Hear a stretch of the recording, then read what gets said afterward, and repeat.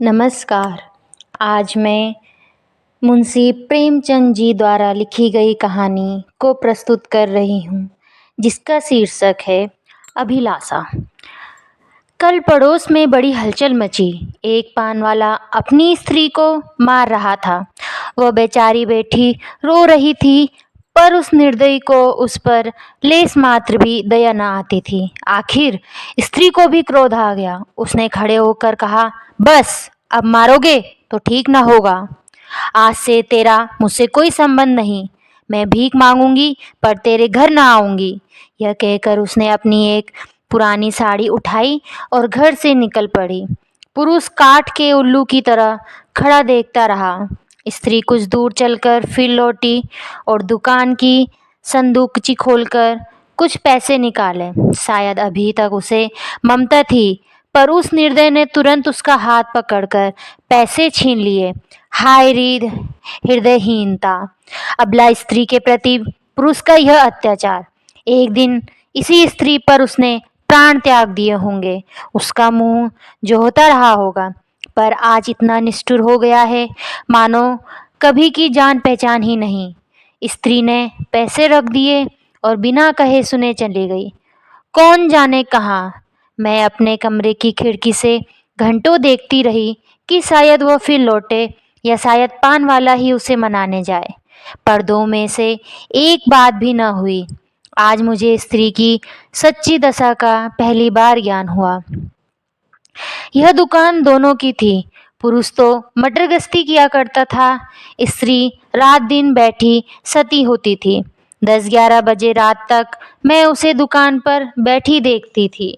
प्रातःकाल नींद खुलती तब भी उसे बैठी पाती। नोच खसोट काट कपट जितना पुरुष करता था, उससे कुछ अधिक ही स्त्री करती थी। पर पुरुष सब कुछ है, स्त्री कुछ नहीं। पुरुष जब चाहे उसे निकाल बाहर कर सकता है। इस समस्या का मेरा चित्त इतना अशांत हो गया कि नींद आंखों से भाग गई। 12 बज गए और मैं बैठी रही। आकाश पर निर्मल चांदनी छिटकी हुई थी।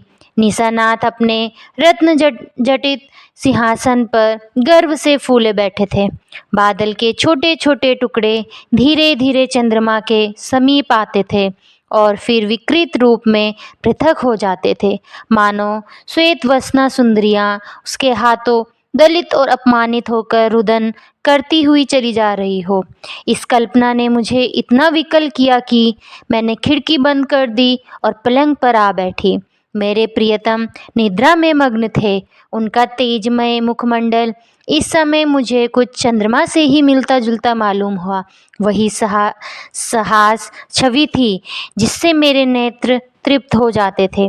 वही विशाल वक्ष था जिस पर सर रखकर मैं अपने अंतस्थल में एक कोमल मधुर कंपन का अनुभव करती थी। वही सुदृढ़ बाहें थी जो मेरे गले में पड़ जाती थी तो मेरे हृदय में आनंद की हिलोरें सी उठने लगती थी। पर आज कितने दिन हुए मैंने उस मुख पर हंसी की उज्जवल रेखा नहीं देखी, न देखने को चित्त व्याकुल ही हुआ। कितने दिन हुए मैंने उस वक्ष पर सिर नहीं रखा और न वह बाहें मेरे गले में पड़ी। क्यों? क्या मैं कुछ और हो गई या पतिदेव ही कुछ और हो गए?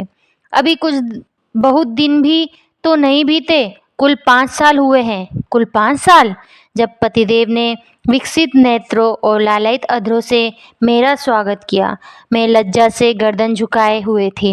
हृदय में कितनी प्रबल उत्कंठा हो रही थी कि उनकी मुख छवि देख लूं, पर लज्जावश सिर ना उठा सकती। आखिर एक बार मैंने हिम्मत करके आंखें उठाई और यद्यपि दृष्टि आधे रास्ते से ही लौट आई, तो भी उस अर्ध दर्शन से मुझे जो आनंद मिला, क्या उसे कभी भूल सकती हूँ? वह चित्र अब भी मेरे हृदय पट पर खिंचा हुआ है। जब कभी उसका स्मरण आ जाता है, हृदय पुलकित हो उठता है। उस आनंद स्मृति में अब भी वही गुदगुदी, वही सनसनी है, लेकिन अब रात दिन उस छवि के दर्शन करती हूँ। उषा काल, प्रातः काल, मध्याह्न काल, संध्या काल, निशा काल, 8 पहर उसको देखती हूँ, पर हृदय में गुदगुदी नहीं होती। वह मेरे सामने खड़े मुझसे बातें किया करते हैं, मैं क्रोशिये की ओर देखती रहती हूँ। जब वह घर से निकलते थे तो मैं द्वार पर आके खड़ी हो जाती थी और जब वह पीछे फिरकर मुस्कुरा देते थे तो मुझे मानो स्वर्ग का राज्य मिल जाता था। मैं तीसरे पहर कोठे पर चढ़ जाती थी और उनके आने की बाट जोहने लगती थी। उनको दूर से आते देखकर मैं उन्मत्त सी होकर नीचे आती और द्वार पर जाकर उनका अभिवादन करती। पर अब मुझे यह भी नहीं मालूम होता कि वह कब जाते और कब आते हैं। जब बाहर का द्वार बंद हो जाता है तो समझ जाती हूँ कि वह चले गए। जब द्वार खुलने की आवाज़ आती है तो समझ जाती हूँ कि आ गए। समझ में नहीं आता कि मैं ही कुछ और हो गई या पतिदेव ही कुछ और हो गए हैं। तब वह घर में बहुत न आते थे। जब उनकी आवाज़ कानों में आ जाती तो मेरी देह में बिजली सी दौड़ जाती थी। उनकी छोटी-छोटी बातों, छोटी-छोटी कामों को मैं अनुरक्त मुग्ध नेत्रों से देखा करती थी। जब छोटे लाला को गोद में उठाकर प्यार करते थे, जब टामी का सिर थपथपाकर उसे लिटा देते थे, जब बूढ़ी भक्तिन को चिढ़ाकर भाग जाते थे, जब बाल्टियों में पानी भर भर पौधों को सींचते थे, तब ये आंखें उसी ओर लगी रहती थी। पर अब वह सारे दिन घर में रहते हैं, मेरे सामने हंसते हैं, बोलते हैं, मुझे खबर भी नहीं होती, न जाने क्यों। तब किसी दिन उन्होंने फूलों का एक गुलदस्ता मेरे हाथ में रख दिया था और मुस्कराए थे। वह पढ़ने का उपहार पाकर मैं फूली न समाई थी। केवल थोड़े से फूल और पत्तियां थीं, पर उन्हें देखने से मेरी आंखें किसी भांति तृप्त ही न होती थी। कुछ देर हाथ में लिए रहती, फिर अपनी मेज पर फूलदान में रख दिया। कोई काम करती होती तो बार बार आकर उस गुलदस्ते को देख जाती। कितनी बार उसे आंखों से लगाया, कितनी बार उसे चूमा। कोई 1 लाख रुपए भी देता तो उसे न देती।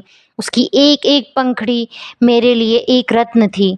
जब वो मुरझा गया तो मैंने उसे उठाकर अपने बक्स में रख दिया था। तब से उन्होंने मुझे हजारों चीज़ें उपहार में दी। एक से एक रत्न जड़ित आभूषण हैं, एक से एक बहुमूल्य वस्त्र हैं और गुलदस्ते तो प्राय नित्य ही लाते हैं। लेकिन इन चीज़ों को पाकर वह उल्लास नहीं होता। मैं उन चीज़ों को पहनकर आईने में अपना रूप देखती हूँ और गर्व से फूल उठती हूँ। अपनी हमजोलियों को दिखाकर अपना गर्व और उनकी ईर्ष्या बढ़ाती हूँ। बस अभी थोड़े ही दिन हुए हैं, उन्होंने मुझे चंद्रहार दिया है। जो इसे देखता है मोहित हो जाता है। मैं भी उसकी बनावट और सजावट पर मुग्ध हूँ। मैंने अपना संदूक खोला और उस गुलदस्ते को निकाल लाई। आहा! उसे हाथ में लेते ही मेरी एक एक नस में बिजली दौड़ गई। हृदय के सारे तार कंपित हो गए। वह सूखी हुई पंखुड़ियाँ जो अब पीले रंग की हो गई थी, बोलती हुई मालूम होती थी। उसके सूखे मुरझाए हुए मुखों के अस्फुटित कंपित अनुराग में डूबे शब्द साएं साएं करके निकलते हुए जान पड़ते थे। किंतु वह रत्न जड़ित कांति से दमकता हुआ हार स्वर्ण और पत्थरों का एक समूह था, जिसमें प्राण न थे, संज्ञा न थी, मर्म न था। मैंने फिर गुलदस्ते को चूमा, कंठ से लगाया, आर्द्र नेत्रों से सींचा और फिर संदूक में रखाई। आभूषणों से भरा हुआ संदूक भी उस एक स्मृति चिन्ह के सामने तुच्छ था। यह क्या रहस्य था? फिर मुझे उनके एक पुराने पत्र की याद आ गई। उसे उन्होंने कॉलेज से मेरे पास भेजा था। उसे पढ़कर मेरे हृदय में जो आनंद हुआ था, जो तूफान उठा था, आंखों से जो नदी बहे थी, क्या उसे कभी भूल सकती हूँ? उस पत्र को मैंने अपनी सोहाग की पिटारी में रख दिया था। इस समय उस पत्र को पढ़ने की प्रबल इच्छा हुई। मैंने पिटारी से वह पत्र निकाला। उसे स्पर्श करते ही मेरे हाथ कांपने लगे, हृदय में धड़कन होने लगी। मैं कितनी देर उसे हाथ में लिए खड़ी रही, कह न सकती। मुझे ऐसा मालूम हुआ कि मैं फिर वही हो गई हूँ जो पत्र पाते समय थी। उस पत्र में क्या प्रेम के कवित्वमय उद्गार थे? क्या प्रेम की साहित्यिक विवेचना थी? क्या वियोग व्यथा का करुण क्रदन था? उसमें तो प्रेम का एक शब्द भी न था। लिखा था, कामिनी, तुमने 8 दिनों से कोई पत्र नहीं लिखा। क्यों नहीं लिखा? अगर तुम मुझे पत्र न लिखोगी तो मैं होली की छुट्टियों में घर ना आऊँगा, इतना समझ लो। आखिर तुम सारे दिन क्या करती हो? मेरे उपन्यासों की अलमारी खोल ली है क्या? आपने मेरी अलमारी क्यों खोली? समझती होगी मैं पत्र न लिखूंगी तो बच्चा खूब रोएंगे और हैरान होंगे। यहाँ इसकी परवाह नहीं। 9 बजे रात को सोता हूँ तो 8 बजे उठता हूँ। कोई चिंता है तो यही कि फेल ना हो जाऊँ। अगर फेल हुआ तो तुम जानोगी। कितना सरल, भोले-भाले हृदय से निकला हुआ, निष्कपट, मानपूर्ण आग्रह और आतंक से भरा पत्र हुआ था। मानो उसका सारा उत्तरदायित्व मेरे ही ऊपर था। ऐसी धमकी क्या अब भी वो मुझे दे सकते हैं? कभी नहीं। ऐसी धमकी वही दे सकता है जो न मिल सकने की व्यथा को जानता हो, उसका अनुभव करता हो। पतिदेव अब जानते हैं इस धमकी का मुझ पर कोई असर न होगा। मैं हँसूँगी और आराम से सो जाऊँगी, क्योंकि मैं जानती हूँ वह अवश्य आएँगे। और उनके लिए ठिकाना ही कहाँ है, जा ही कहाँ सकते हैं। तब से उन्होंने मेरे पास कितने पत्र लिखे हैं। 2 दिन को भी बाहर जाते हैं तो ज़रूर एक पत्र भेजते हैं, और जब 10-5 दिन को जाते हैं तो नित्य प्रति एक पत्र आता है। पत्रों में प्रेम के चुने हुए शब्द, चुने हुए वाक्य, चुने हुए संबोधन भरे होते हैं। मैं उन्हें पढ़ती हूँ और एक ठंडी सांस लेकर रख देती हूँ। हाय, वह हृदय कहाँ गया? प्रेम के इन निर्जीव, भाव शून्य कृत्रिम शब्दों में वह अभिन्नता कहाँ है?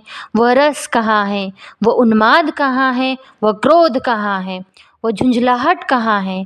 उनमें मेरा मन कोई वस्तु खोजता है, कोई अज्ञात, अव्यक्त, अलक्षित वस्तु, पर वह नहीं मिलती। उनमें सुगंध भरी होती है। पत्रों के कागज आर्ट पेपर को मात करते हैं, पर उनका यह सारा बनाव संवार किसी गत यौवना नायिका के बनाव सिंगार के सदृश ही लगता है। कभी कभी तो मैं पत्रों को खोलती भी नहीं। मैं जानती हूँ उनमें क्या लिखा होगा। उन्हीं दिनों की बात है, मैंने तीजे का व्रत किया था। मैंने देवी के सम्मुख सिर झुकाकर वंदना की थी कि देवी, मैं तुमसे केवल एक वरदान मांगती हूँ। हम दोनों प्राणियों में कभी विच्छेद ना हो, और मुझे कोई अभिलाषा नहीं। मैं संसार की और कोई वस्तु नहीं चाहती। तब से 4 साल हो गए और हम में एक दिन के लिए भी विच्छेद नहीं हुआ। मैंने तो केवल एक वरदान मांगा था। देवी ने वरदानों का भंडार ही मुझे सौंप दिया।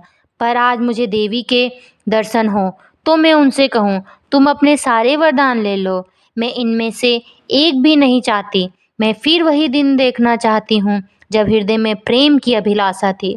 तुमने सब कुछ देकर मुझे उस अतुल सुख से वंचित कर दिया जो अभिलाषा में था। मैं अब की देवी से वह दिन दिखाने की प्रार्थना करूं जब मैं किसी निर्जन जल तट और सघन वन में अपने प्रियतम को ढूंढती फिरूं। नदी की लहरों से कहूं, मेरे प्रियतम को तुमने देखा है? वृक्षों से पूछूं, मेरे प्रियतम कहाँ गए? क्या वह सुख मुझे कभी प्राप्त न होगा? उसी समय मंद शीतल पवन चलने लगा। मैं खिड़की के बाहर सिर निकाले खड़ी थी। पवन के झोंकों से मेरे केस की लटें बिखरने लगी। मुझे ऐसा आभास हुआ मानो मेरे प्रियतम वायु के इन उच्छ्वासों में हैं। फिर मैंने आकाश की ओर देखा। चांद की किरणें चांदी के जगमगाते तारों की भांति आंखों से आंख मिचौनी सी खेल रही थी। आंखें बंद करते समय सामने आ जाती, पर आंखें खोलते ही अदृश्य हो जाती।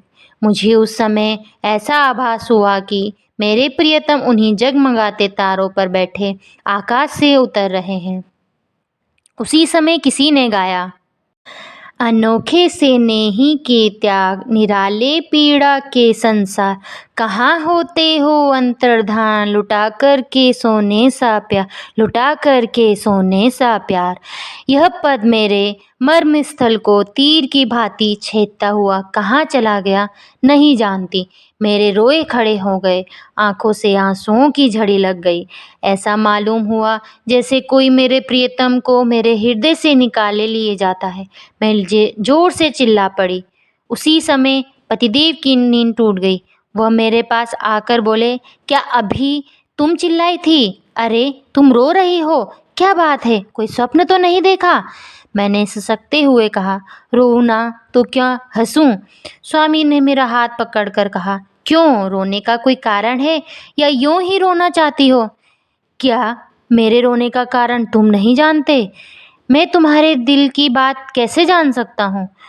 तुमने जानने की चेष्टा कभी की है? मुझे इसका सान गुमान भी न था कि तुम्हारे रोने का कोई कारण हो सकता है। तुमने तो बहुत कुछ पढ़ा है, क्या तुम भी ऐसी बात कह सकते हो? स्वामी ने विस्मय में पढ़कर कहा, तुम तो पहेलियाँ बुझवाती हो। क्यों, क्या तुम कभी नहीं रोते? मैं क्यों रोने लगा? तुम्हें अब कोई अभिलाषा नहीं है? मेरी सबसे बड़ी अभिलाषा पूरी हो गई, अब मैं और कुछ नहीं चाहता। यह कहते हुए पतिदेव मुस्कुराए और मुझे गले से लिपटा लेने को बढ़े। उनकी यह हृदयहीनता इस समय मुझे बहुत बुरी लगी। मैंने उन्हें हाथों से पीछे हटाकर कहा, मैं इस स्वांग को प्रेम नहीं समझती। जो कभी रो नहीं सकता वह प्रेम नहीं कर सकता। रुदन और प्रेम दोनों एक ही रेत से निकलते हैं। उसी समय फिर उसी गाने की धुन सुनाई दी। अनोखे से नेही के त्याग, निराले पीड़ा के संसार, कहाँ होते हो अंतर्धान, लुटा करके सोने सा प्यार, लुटा करके सोने सा प्यार। पतिदेव की वह मुस्कुराहट लुप्त हो गई। मैंने उन्हें एक बार कांपते देखा, ऐसा जान पड़ा उन्हें रोमांच हो रहा है। सहसा उनका दाहिना हाथ उठकर उनकी छाती तक गया। उन्होंने लंबी सांस ली और उनकी आंखों से आंसू की बूंदें निकलकर गालों पर आ गई। तुरंत मैंने रोते हुए उनकी छाती पर सिर रख दिया और उस परम सुख का अनुभव किया जिसके लिए कितने दिनों से मेरा हृदय तड़प रहा था। आज फिर मुझे पतिदेव का हृदय धड़कता हुआ सुनाई दिया। आज उनके स्पर्श में फिर स्फूर्ति का ज्ञान हुआ। अभी तक उस पद के शब्द मेरे हृदय में गूंज रहे थे। कहाँ होते हो अंतर्धान, लुटा करके सोने सा प्यार, लुटा करके सोने सा प्यार। धन्यवाद।